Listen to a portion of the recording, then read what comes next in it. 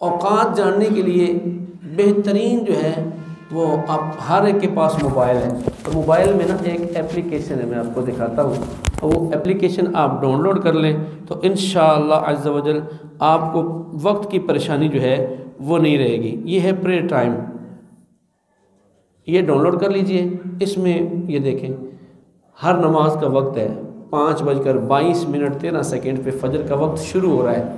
اب جس نے 5 بجے فجر کی نماز پڑھی تو اس کی نماز تو نہ ہوئی نا، کہ چلو میں جلدی اٹھ گیا ہوں، میں جلدی نماز پڑھ لیتا ہوں، جبکہ اس نماز کا وقت شروع نہیں ہوا تھا۔ اچھا، اب سورج نکل رہا ہے، آج سورج نکلا ہے ہمارا 6:46 پہ، تو اب کوئی 6:50 پہ فجر کی نماز پڑھ رہا ہو تو اس کی نماز تو نہیں ہوگی نا۔ تو موبائل ہے، اس کا اچھا استعمال بھی کر لیں۔ اس میں قرآن پاک ڈاؤن لوڈ ہو جاتا ہے، اس میں تفاسیر ڈاؤن لوڈ ہو جاتی ہیں، تفسیر صراط الجنان مطلب کہ آپ پلے اسٹور سے بھی ڈاؤن لوڈ کر سکتے ہیں۔ روزانہ 2 آیتیں پڑھ لیں، 3 آیتیں پڑھ لیں، گھر بستر میں پڑے ہوئے بھی پڑھ لیں، ٹھیک ہے جناب۔ اچھا، اس کے بعد ظہر کا وقت جو ہمارا دعویٰ کبریٰ 11:12 پر شروع ہوتا ہے، یہاں سے لے کر 11:54 تک نماز سجدے والی عبادت نہیں ہوتی۔ 3 مکروہ اوقات ہیں۔ کتنے اوقات ہیں؟ 3۔ اچھا، کوئی کہتا ہے صبح 12 بج گئے نے ہوں جو نماز نہیں ہونی، رات 12 بجن کے تو پھر بھی نہیں ہونی۔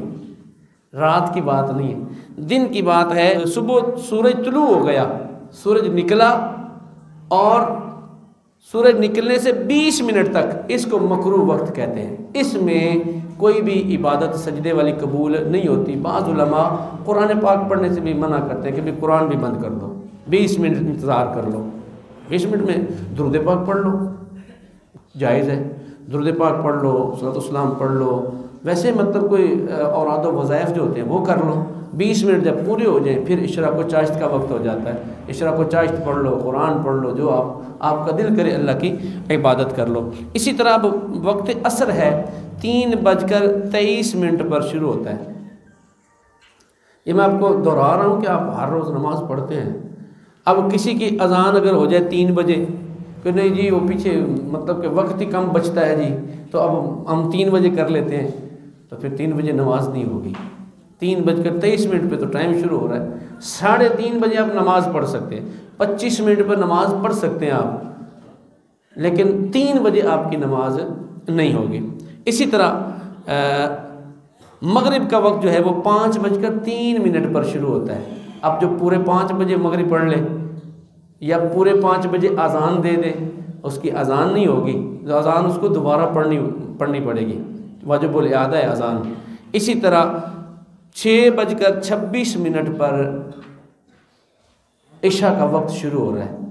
میں نے تفصیل اس لیے بتائی تھا کہ آپ کو وقت کی جو شرط ہے یہ سمجھ میں آ جائے۔ تو اب جناب من وقت کے اندر نماز پڑھنا شرط ہے، اگر وقت کے اندر نماز نہ پڑھی تو نماز نہیں ہوگی۔ ہر ایک نماز کا وقت مقرر ہے، اور علماء نے ہمیں ٹائم کی صورت میں یہ عطا فرمایا ہے۔